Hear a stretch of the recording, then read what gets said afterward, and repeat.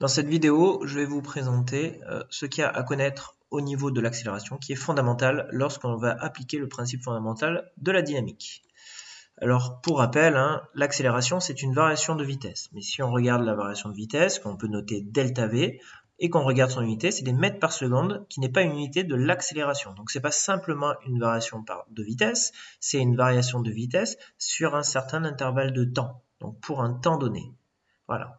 Et là, on retrouve bien l'unité de mètres par seconde au carré.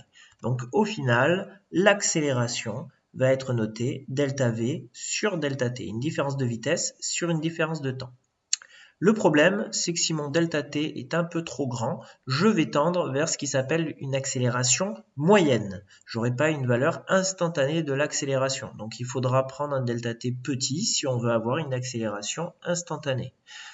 Mathématiquement parlant, ça se rapproche de la définition de la dérivée. Donc c'est dérivée de la vitesse en fonction du temps, dv sur dt. Voilà. Nous, ce qu'il faut retenir, c'est que c'est un delta v, une différence de vitesse, sur une différence de temps. Par exemple, l'accélération intervient dans les trois équations du MTRUV. L'accélération en fonction du temps, donc ça fait intervenir A0. La vitesse en fonction du temps, ça fait intervenir A0 multiplié par T moins T0 plus V0. Et la troisième équation, qui est l'équation du déplacement, donc x de t, c'est égal à 1/2 de A0 multiplié par, entre parenthèses, T moins T0, le tout au carré, plus, etc. Voilà. Donc ça fait intervenir l'accélération dans ces trois équations. Au final, c'est une valeur scalaire. Ce qu'on a ici, c'est une valeur scalaire, c'est-à-dire c'est uniquement une valeur, un nombre. Ça peut être négatif, positif, nul. Mais c'est uniquement un nombre et on n'a pas l'orientation dans l'espace. Le problème, qui est le suivant, c'est que dans le principe fondamental de la dynamique, le théorème de la résultante, il s'écrit comme étant somme des forces extérieures est égale à masse fois accélération, mais c'est pas uniquement ça, c'est somme vectorielle des forces extérieures est égale à masse fois vecteur accélération. Bon, au centre de gravité, mais c'est vecteur accélération. Donc là, ici, je vois que j'ai besoin de décrire l'accélération avec un vecteur, avec une vision vectorielle. Ben, que ça ne tienne, je vais reprendre ce que j'ai dit tout à l'heure, c'est la dérivée de la vitesse. Mais en fait, ça va être la dérivée du vecteur vitesse. Le vecteur accélération, c'est la dérivée du vecteur vitesse. Et on va voir ce que ça engendre derrière. Donc au final, c'est une information vectorielle, c'est-à-dire qu'on a une orientation dans l'espace à prendre en compte. Pour rappel, on a une équation sur l'équation des forces, mais c'est une équation vectorielle, et ça sous-entend trois équations le long des axes, trois équations scalaires. Et donc ce vecteur-là, il faudra le projeter suivant les trois axes. Donc, je vais vous illustrer, en fait, le vecteur accélération, comment on le trouve. Donc, dans mon exemple, je prends la vitesse à un instant t1. Je suis en translation, donc l'orientation de vitesse ne change pas dans le temps.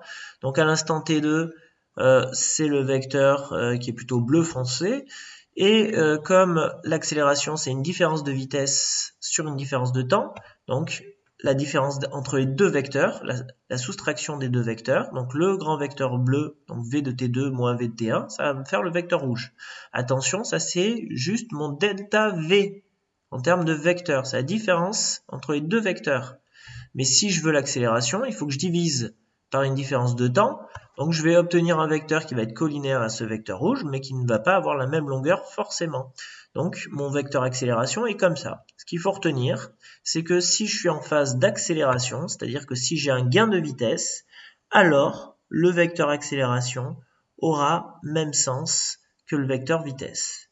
C'est simple, le vecteur accélération est toujours orienté comme le vecteur vitesse, mais si je suis en phase d'accélération, que je gagne de la vitesse, il aura le même sens en plus. Donc, comme les vecteurs vitesse vont vers la droite, globalement, le vecteur accélération va aussi vers la droite. Maintenant, on va avoir le deuxième cas de figure où on perd de la vitesse. Au premier instant, à T1, j'ai un vecteur vitesse qui est comme ça, et comme je perds de la vitesse, à T2, mon vecteur vitesse il est un peu plus petit. Donc au final, j'ai une différence de vitesse qui est la soustraction V de T2 moins V de T1.